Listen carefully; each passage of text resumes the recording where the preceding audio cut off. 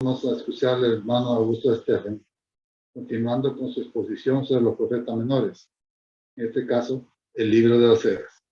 Hermano.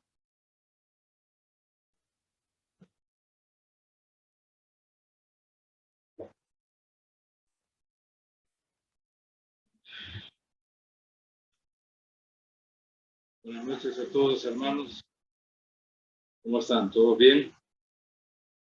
También saludamos a los hermanos que están en la plataforma Zoom, que nos siguen en este estudio del libro de Oseas. Vamos a continuar siempre en lo que es el estudio del capítulo 2. Ya vamos avanzando bastante. A ver si hoy logramos concluir, ¿verdad? Con ese, por lo menos el pasaje hasta el versículo 13. Hemos venido estudiando, hermanos, con detenimiento, en detalle, este libro.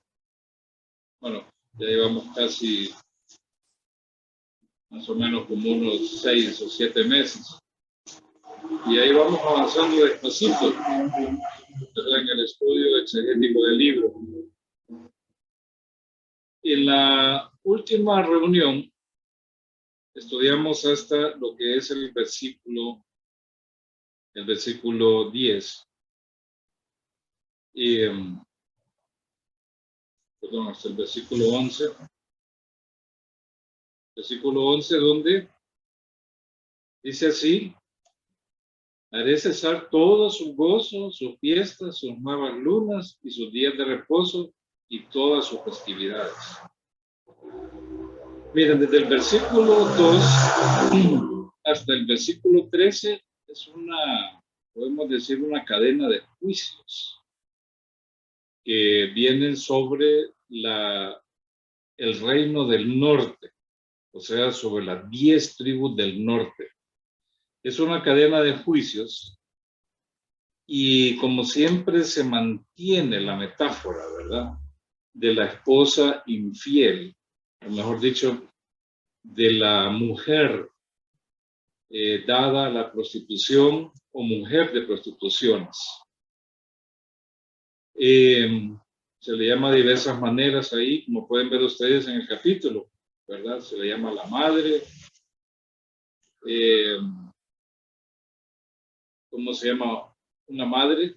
Se le llama también la esposa infiel, ¿verdad? Y diversos, ¿cómo se llaman? Calificativos. El propósito es precisamente de usar esta figura tan fuerte, ¿verdad?, la de una esposa infiel, una esposa adúltera, y más que eso, ¿verdad?, una prostituta, porque así es como se le nombra, ¿verdad?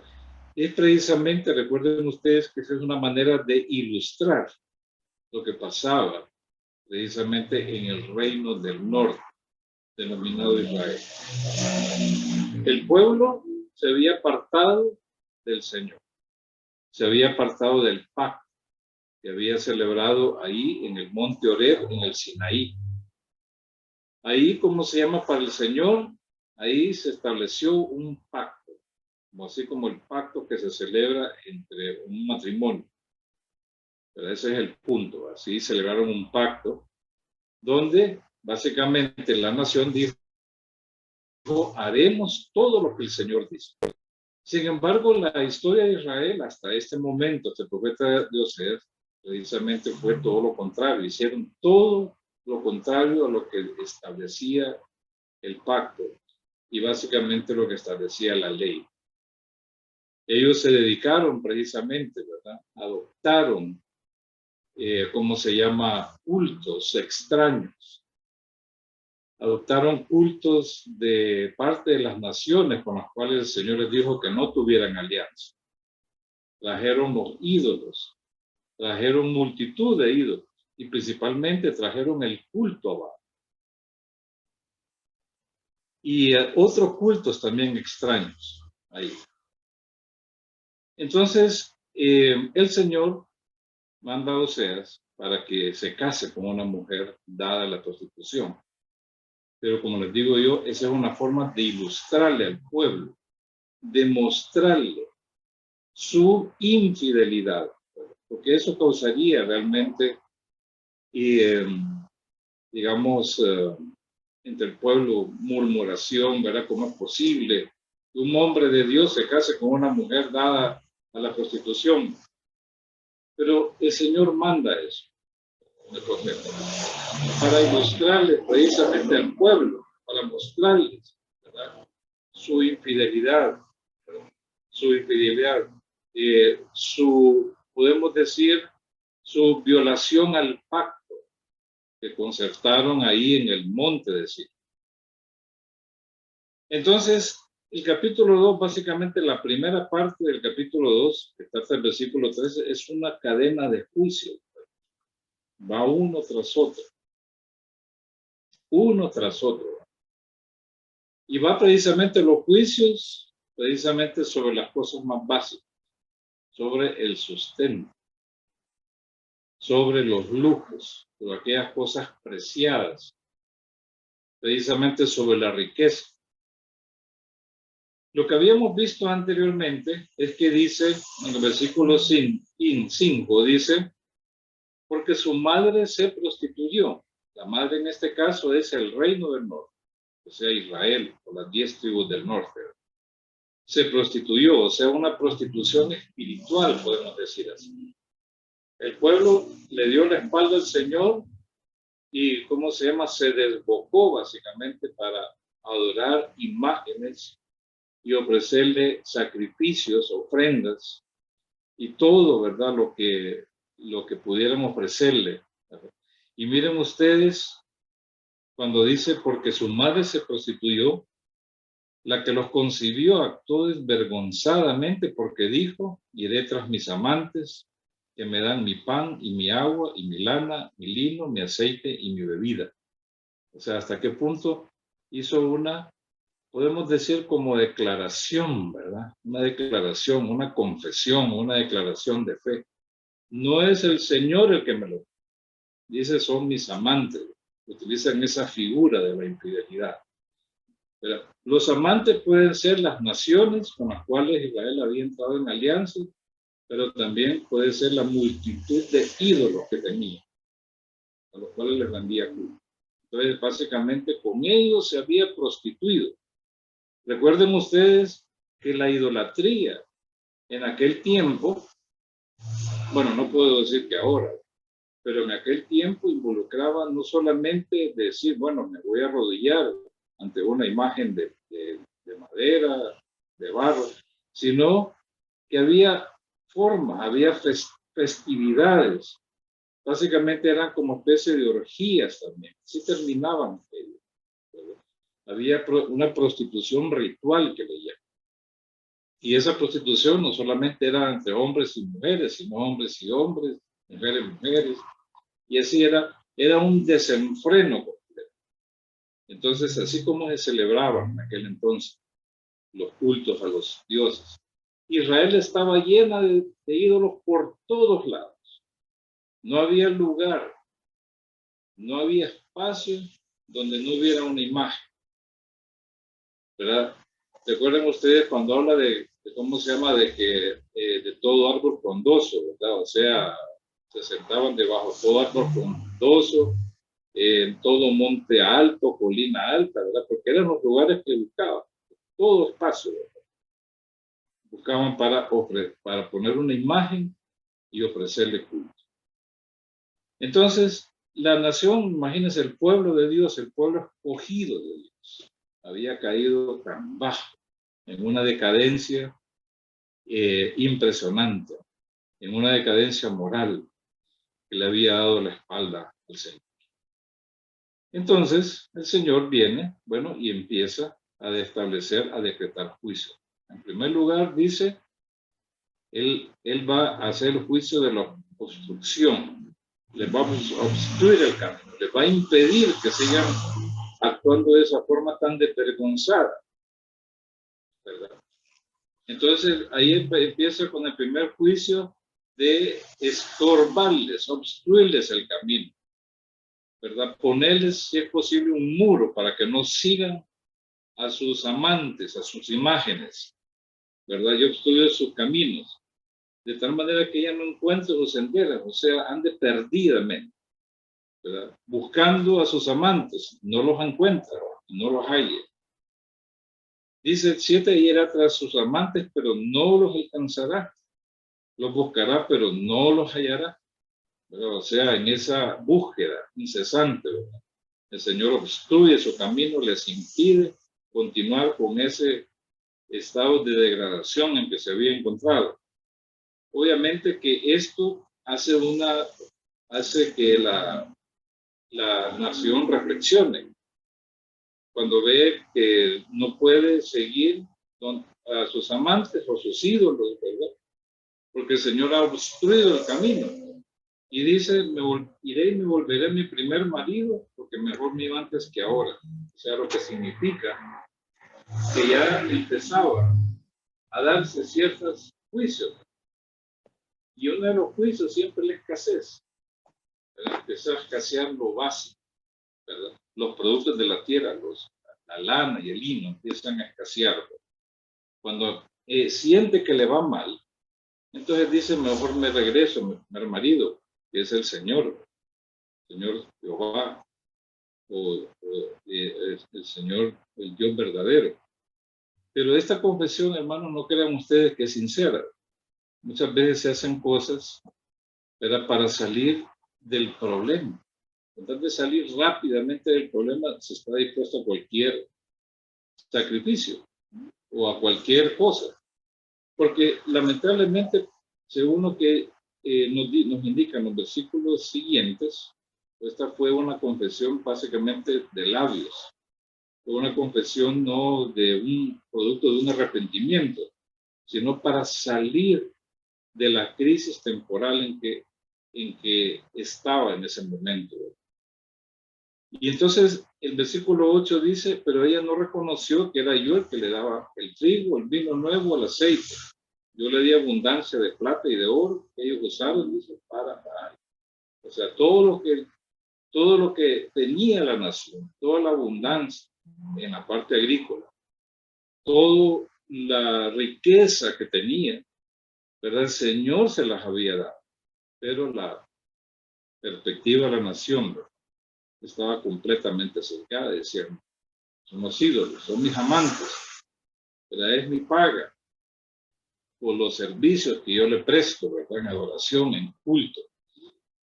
Entonces, el Señor dice que ella no reconoció, o sea, no tenía conciencia, ¿verdad?, de que era el Señor el que le daba todo lo que tenía. El versículo 9 empieza ahí diciendo, bueno, por tanto volveré a tomar mi trigo a su tiempo y mi vino en su época y quitaré mi lana y mi lino que cubren su desnudez. O sea, el Señor les va a quitar las cosas básicas. Ya no se trata de escasez, sino precisamente de que las cosas ya no van a estar a su disposición, no las va a tener.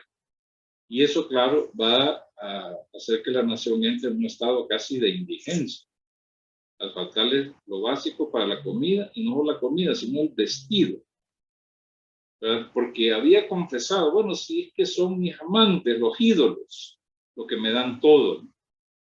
¿Verdad? Entonces, bueno, el Señor dice, voy a recoger de nuevo todo lo que les he dado, se los voy a retirar. ¿Verdad? Los voy a traer otra vez de nuevo. Y dice ahí, en el versículo 10, ahora pondré al descubierto su locura ante los ojos de sus amantes y nadie la librará de mí. Aquí pasa una cosa muy seria, ¿verdad? El juicio es que el Señor la va a poner como una prostituta que está en un juicio donde nadie va a poder defenderla, ¿verdad? Sino que simplemente se le va a decretar el castigo, el juicio que se merece.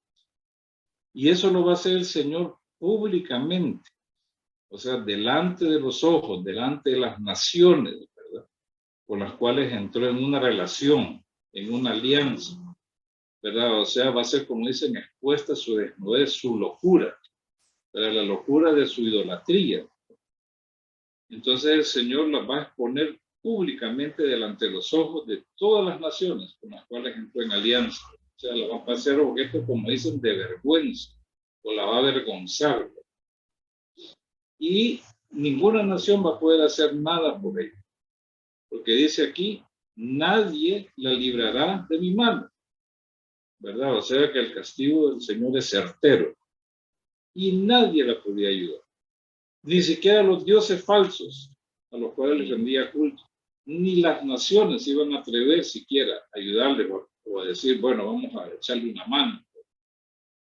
Entonces, esto es lo que iba a acontecer.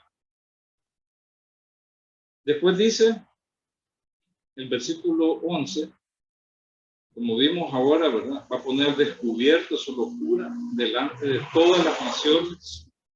O sea, la va a dejar expuesta, la va a dejar como el día en que nació, ¿verdad? Así como se habla de hay muchos dichos, pero te voy a dejar como el día en que naciste, te voy a dejar sin nada. Entonces así es lo que le iba a pasar a la nación. Después viene el juicio sobre todo aquello que produce regocijo, pero un regocijo extraordinario, ¿verdad? Entonces iba a quitarles todo el gozo, todo aquello que causaba alegría, principalmente las fiestas. Vean ustedes que el versículo 11 dice, haré cesar todo su regocijo, ¿verdad? Entonces aquí la palabra regocijo también se traduce alborozo, ¿verdad? Y alborozo significa precisamente, ¿cómo se llama? Una extraordinaria alegría. Una extraordinaria alegría producto de un festejo. Pero dice, haré cesar. O sea, que le iba a poner fin a todo eso, a toda esa alegría, ¿verdad? La nación, como pueden ver ustedes, habla aquí de fiesta, ¿verdad?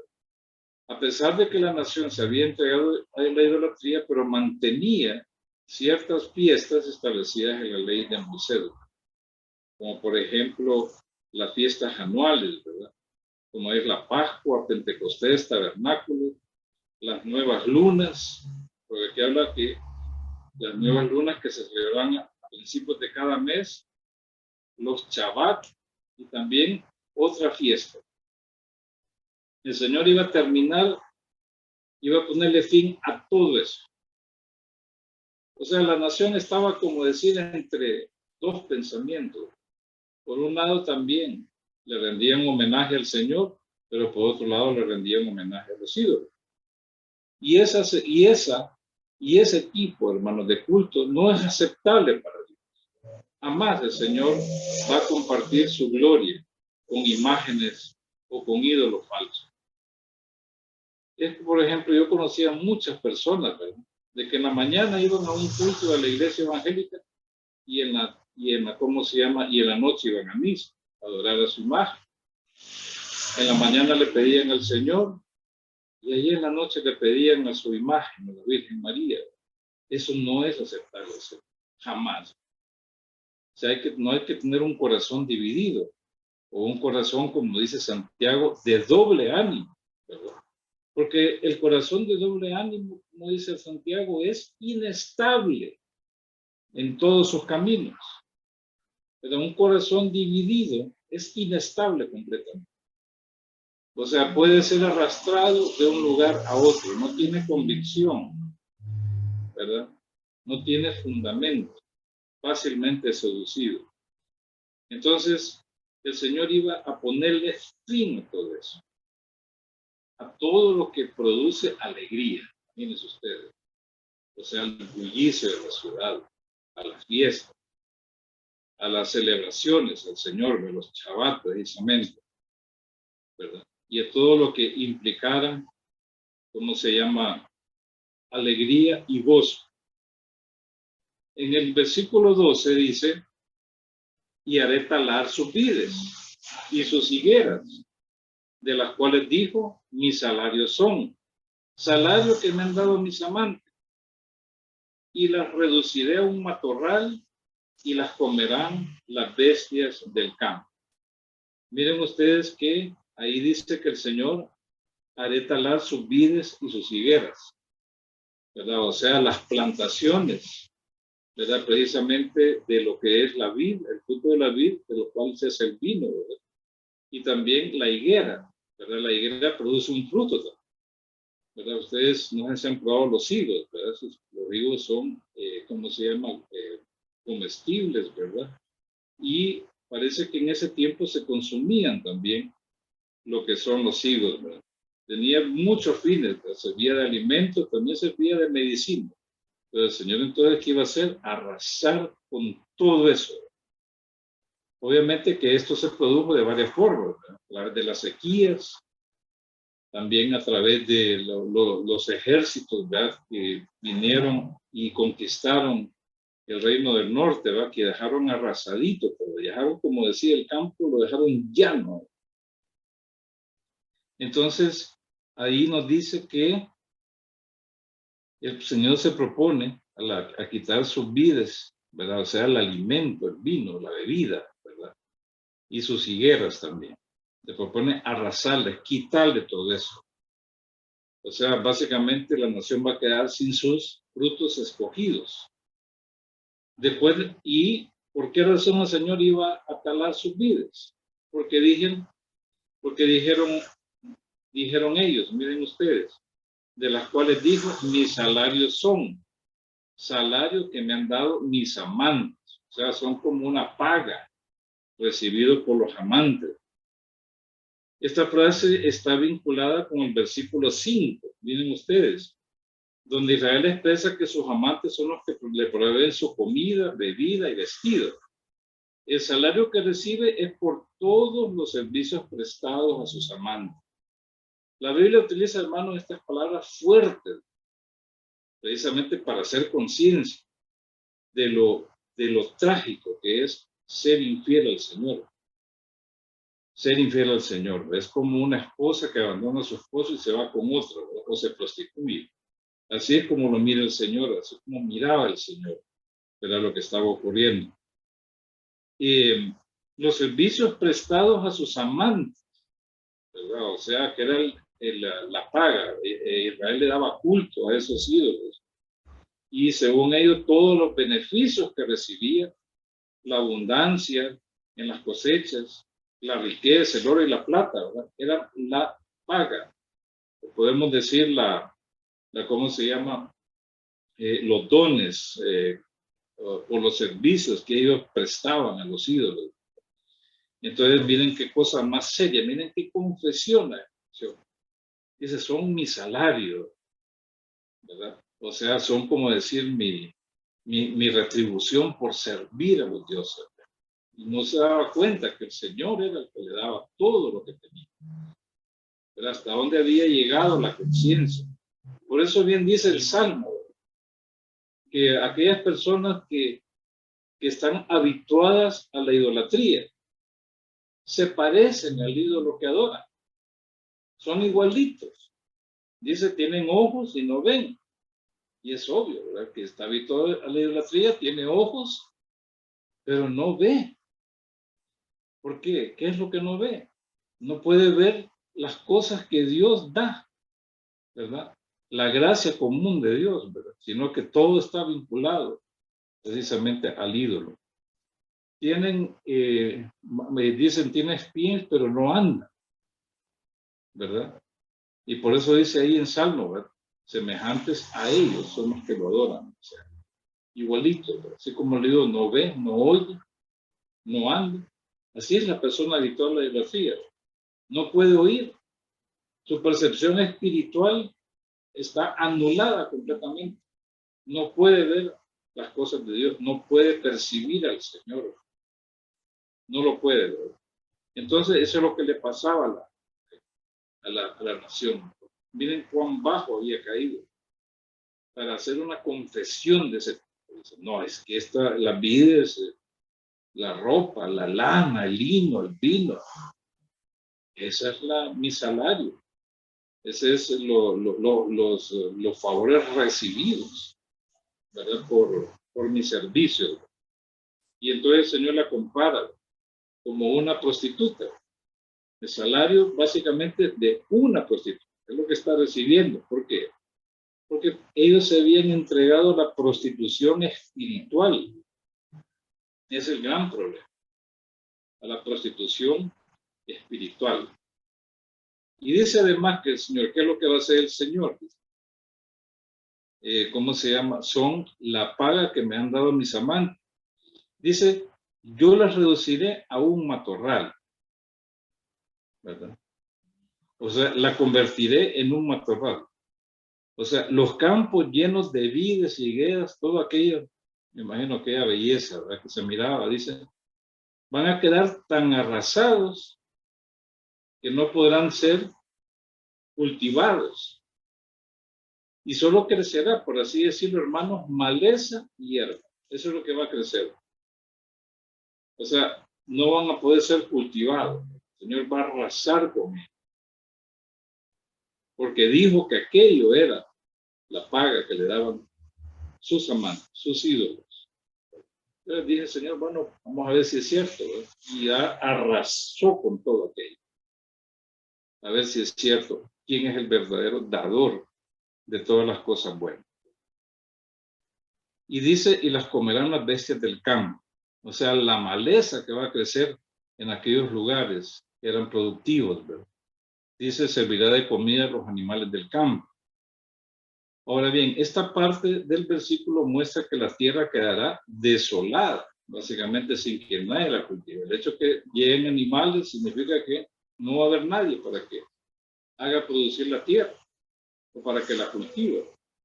Lo que nos indica aquí de que lo que está implícito ahí es el juicio de la cautividad. O sea, la nación va a ser llevada cautivo a otro país. Y efectivamente eso fue lo que ocurrió.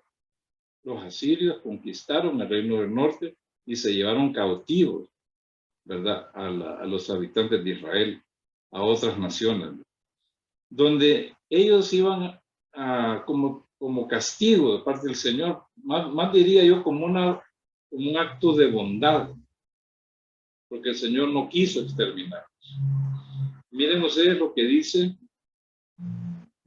el versículo paralelo, que está en Oseas 9:3,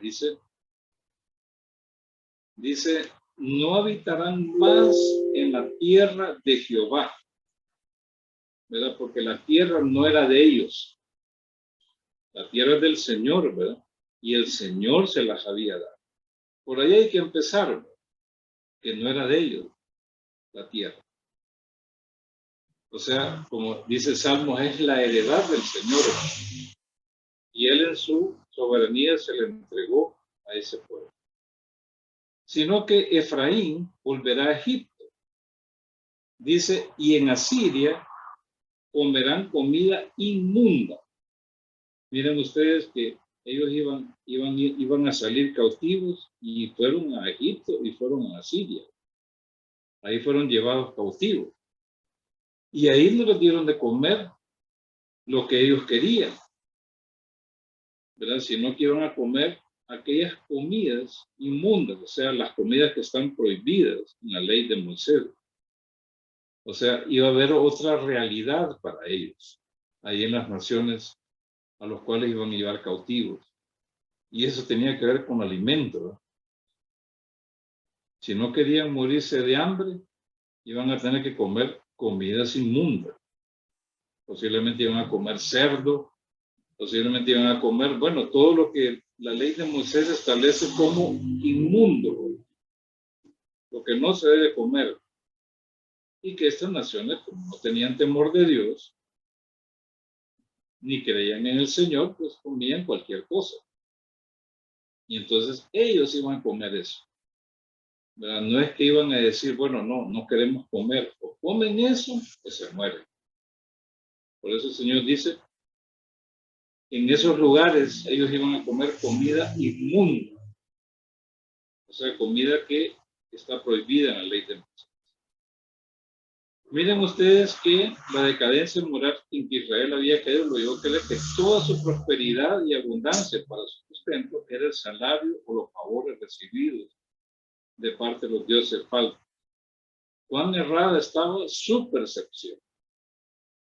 No se puede atribuir a otras deidades falsas las cosas básicas que Dios ha dado por el sustento diario. Porque, miren, vendrá el juicio de la indigencia. Es peligroso, hermanos, que nosotros digamos, bueno, esto no lo dio el Señor, sino es mi propio esfuerzo. Yo digo que la totalidad de lo que tenemos hasta ahorita, debemos ser agradecidos en todo, ¿verdad? Porque la Biblia lo dice, todo don precioso y toda dádiva proviene de lo alto. Y es cierto, tenemos que trabajar, hermano, para poder vivir y tener lo necesario para nuestro sustento. Pero recibe la bendición del Señor, porque sabemos de que todo proviene de Él. Hay un concepto en la Biblia que se llama gracia común. La gracia común es el favor inmerecido de Dios hacia los habitantes de la tierra. A pesar, ¿verdad?, de que algunos no lo conocen, a pesar de que algunos lo rechazan voluntariamente. Pero hay una gracia común en la cual Dios da lluvias, da cosechas y todo. Lamentablemente, la gente no percibe que Dios es el que da todo esto. Las buenas cosechas, los vegetales de la tierra, los productos que compramos nosotros en los mercados, en los supermercados, abundantes. Digo yo, gracias a Dios que la tierra todavía produce, ¿no? Y todavía es sustento. Esa es la gracia común, ¿verdad? Que tengamos todo disponible para el sustento de la vida, la ropa. Pero hay personas, ¿verdad?, que no perciben eso. Y la gracia común de Dios, bien como dice Romanos, debería llevar a la persona al arrepentimiento. Dice, esa bondad que Dios ha mostrado, en vez de endurecerse, debía ser agradecido y producir un arrepentimiento, reconocer que Dios es que da todos esos favores, esos beneficios. Lo bueno, hermanos, es que nosotros vivimos bajo el nuevo pacto. No vivimos bajo el antiguo pacto. No vivimos bajo la ley de Moisés. Vivimos bajo el nuevo pacto que Jesucristo estableció en la cruz del Calvario. Por eso es que entendemos estas cosas. Entendemos que todo lo que tenemos, que todo lo que cada día, lo que nos alegra, proviene del Señor, ¿verdad? Porque Él da buenos tiempos. Él da gozo a nuestros corazones. Esos son los beneficios del nuevo pacto. Está hecho sobre mejores promesas que las del antiguo. Las del antiguo todo dependía de las obras. Si yo era, ¿cómo se llama?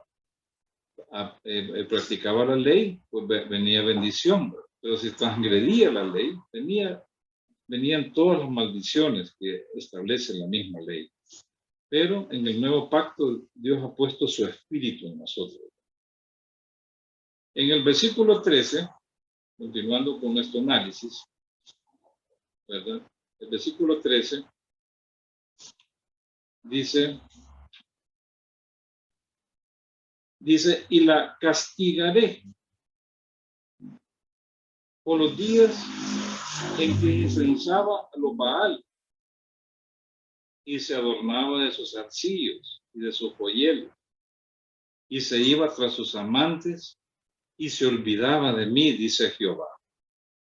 Miren ustedes que este versículo es una conclusión de todo el pasaje que arranca desde el versículo 2. Precisamente ahí termina la cadena, o como podemos decir, o los juicios continuados. Eso como una especie de resumen de una parte del capítulo 2, cuando dice el Señor que iba a castigar a la nación por los días dedicados a los Baales. Por los días dedicados a los Baales.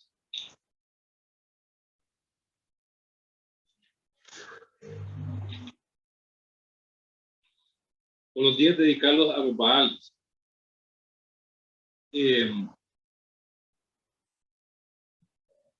Dios en la Biblia textual dice, la castigaré por los días dedicados a los Baales. En la Biblia, en la versión moderna, 1929, dice, y visitaré sobre ella los días festivos de los Baales. La idea aquí, hermanos, de que el Señor iba a castigar, cuando dice los días dedicados a los Baales, fue el tiempo, precisamente, en que Israel se dedicó al culto a Baal, a esos días festivos en los cuales se consagraba a los Baal, ¿cómo se llama? Les incensaba, les daba incienso. Sabemos bien que el incienso en la Biblia, ¿verdad? Es como se llama, se usaba en el templo del Señor, ¿verdad? Y representaba las oraciones de los santos, ¿verdad? O sea, el sacerdote o el sumo sacerdote llegaba al lugar santísimo y llegaba con un incensario. Y según Apocalipsis, el incienso representa las oraciones de los santos. Entonces dice que ellos en sus fiestas incensaban a Baal, así como se incensaba. O sea, habían cambiado hasta de Dios, ¿verdad? Ya no era Yahvé, el Dios verdadero, sino que lo habían cambiado por Baal, al cual le ofrecían también incienso. Imagínense ustedes qué cambio tan radical de parte de la nación escogida, de parte de Israel, que vio cosas, vio señales extraordinarias que Dios nunca ha mostrado en ninguna nación. Sin embargo, ellos cayeron precisamente bien bajo. Dice, la castigaré por los días en que incensaba a los Baal. Recordemos, hermanos, que la decadencia de Israel o del reino del norte vino precisamente por cuestiones políticas. ¿Recuerdan ustedes? ¿Quién fue el que introdujo la idolatría en el reino del norte? Primero vino la división del reino del norte y el reino del sur.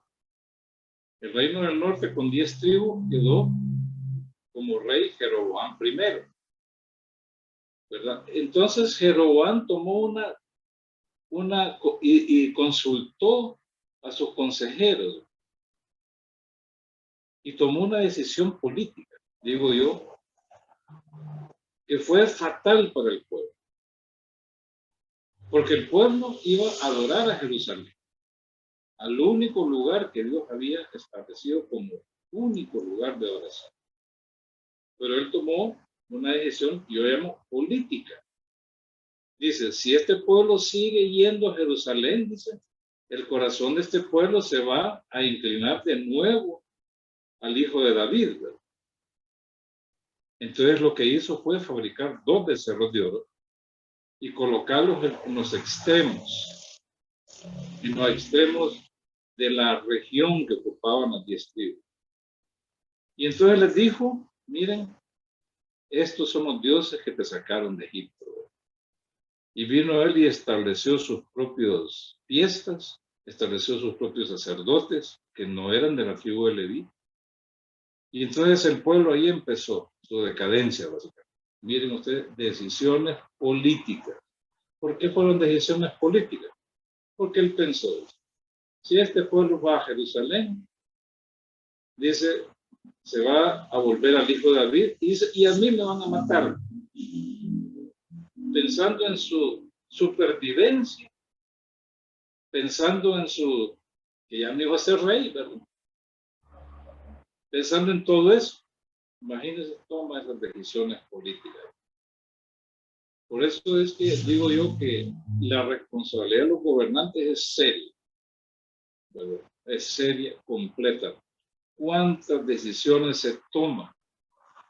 No digo que en Honduras, porque hay otras naciones de las cuales nosotros dependemos lamentablemente, y se toman decisiones contrarias, que son ¿cómo podemos decir? Una forma de rebeldía contra Dios en otros países. principalmente Estados Unidos.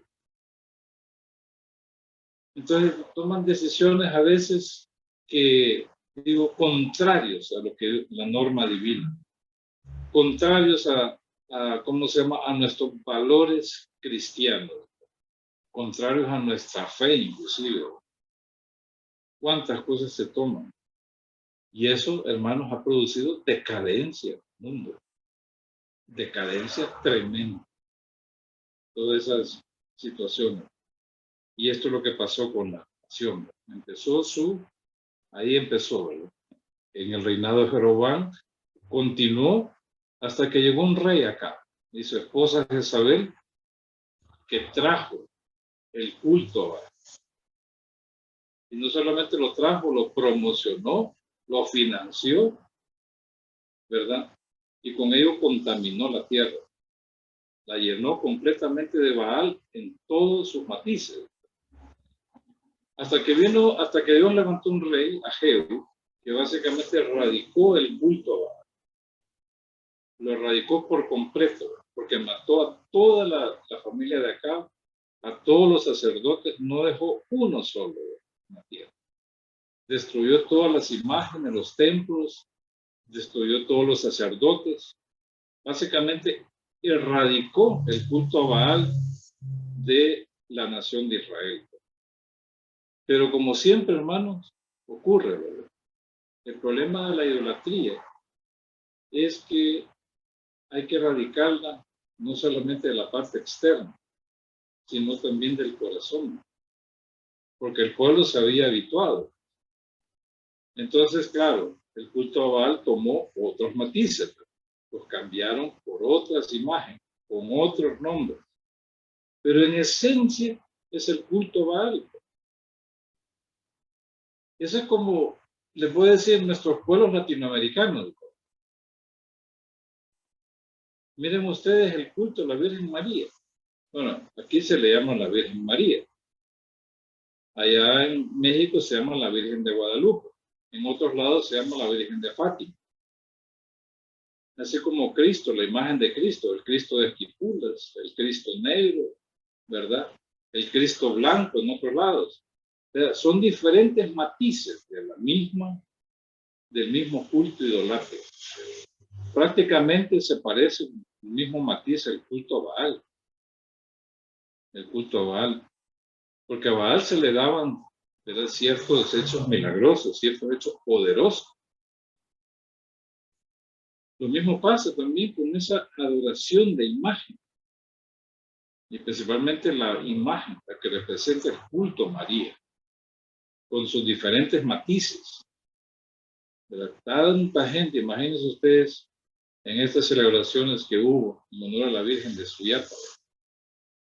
Es el nombre que recibe, Virgen de Suyapa, porque fue encontrada en Suyapa. Entonces, tanta gente dando testimonio de los milagros, de todas las cosas, ¿verdad? De lo milagrosa que es. Y aquí, ¿verdad? Y exaltando a una imagen de madera. Una imagen que creo que no tiene ni 10 centímetros. Chiquita. Pero le dan, ¿cómo se llama?, un carácter de milagroso. Es increíble cómo el pueblo está tan atado, ¿verdad?, a esa idolatría. Porque les puedo decir, es cierto, pueden hacer milagros. Puede ser que hayan recibido milagros, pero esos milagros no son del Señor. Porque el diablo, porque como dice Pablo, el problema no es la imagen. La imagen dice, es madera, barro, no es nada. El problema es el demonio que está detrás de todo eso. Porque hay un demonio que está detrás de las imágenes. Entonces, cuando dice que el problema de los gentiles no es que le ofrecen, ¿cómo se llama?, ofrendas a la imagen, sino que dicen ofrendas a los demonios. A ellos es que ofrendan. A la imagen detrás de ese demonio. Y por eso es que vemos nosotros, hay imágenes que lloran, algunos dicen que hablan, otros dicen que movió un dedo. Pero al final y al cabo son imágenes. Y lo que hay detrás de estas imágenes es un demonio que mantiene atado a una nación. Por eso nosotros debemos desentendernos de eso, en todo aspecto, ¿verdad? Porque no estamos de acuerdo. Entonces, después de eso dice que el Señor iba a castigar a Israel por los días dedicados a los Baal. Es cierto que en el momento en que estaba el profeta Oseas, estaba uno de los descendientes de Jehú, porque Dios lo bendijo.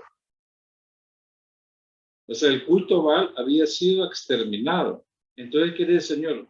Que el Señor iba a castigarlo por esos días en que el pueblo se desenfrenó y que no se arrepintió. Y que no se arrepintió cuando Jehú había exterminado completamente, había erradicado el culto. El pueblo no se arrepintió, ¿verdad? Siguió en su corazón con ese culto bajo. Dice ahí, y se adornaba de sus arcillos y de sus joyeles.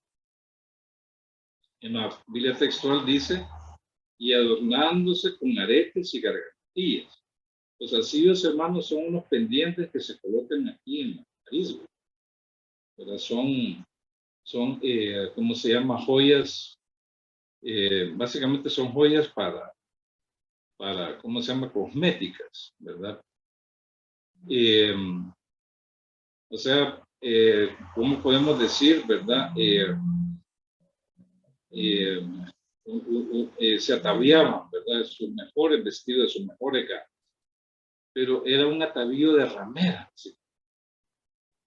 Y, ¿verdad? Eso es lo que el Señor le estaba diciendo. Dicen, ustedes se vestían, ¿verdad? Se adornaban, ¿verdad? Con toda clase de joyas, con todos los lujos.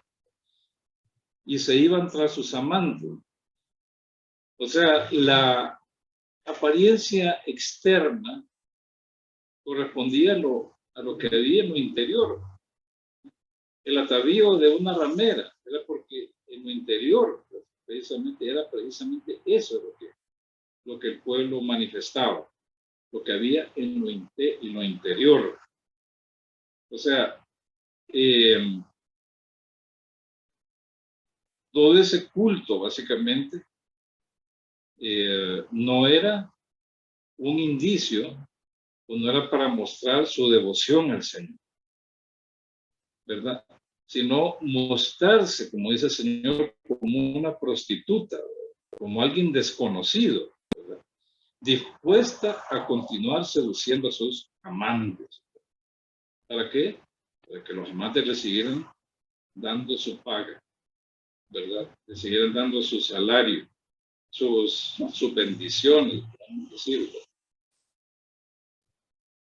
Esto, hermanos, corresponde al atavío que usaban también las mujeres israelitas en los días festivos ahora, ¿verdad? O sea, así se ataviaban las mujeres, ¿verdad? Como prostitutas. Y eso indicaba, ¿verdad? El grado en que la nación se había descarriado, ¿verdad? Porque eran días festivos ahora. De eso se habla el Señor. Y dice, y se iba tras sus amantes. O sea, iba en pos de ellos. O sea, se ataviaba, se ponía bonita como una prostituta, ¿verdad? Pero iba detrás de sus amantes. No para seguir al Señor. Y el Señor dice, y se olvidaba de mí. O sea, después de que se iba tras sus amantes, ni siquiera tenía conciencia de que el Señor existía, ¿verdad? Por eso dice, se olvidaba de mí, ¿verdad? O sea, esos días festivos la nación ni se acordaba de que existía un Dios, ¿verdad? La prostitución nos llevó a sacar a Dios de sus vidas, a pesar de ser una nación escogida. Pero miren ustedes, sin embargo, Dios no se iba a olvidar de ellos y los visitaría con mano justiciera. Miren lo que dice Oseas 8:14. Dice, Israel olvidó a su hacedor y edificó mansiones, y Judá multiplicó ciudades fortificadas, pero enviaré fuego a su ciudad, el cual devorará sus palacios. Y en 13:6 Dice, pero cuando los apacenté y se saciaron, o sea, cuando ellos, el Señor los cuidó y les dio todo, ¿verdad?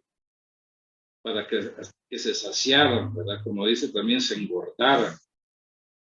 Su corazón se ensoberbeció. Por esta causa se olvidaron de mí. O sea, que hubo además soberbia. O sea, no ¿cómo se llama? No depender del verdadero, sino se llenó de orgullo su corazón. Y por último termina este versículo, dice Jehová. Esta frase indica la certeza de que Dios va a disciplinar a su pueblo como juicios de la escasez, la desolación y la cautividad. El hecho, hermanos, que se mencione el nombre de Dios, Jehová o Yahvé, muestra que Él cumplirá con todos sus pactos, con todo lo que está indicado en el pacto.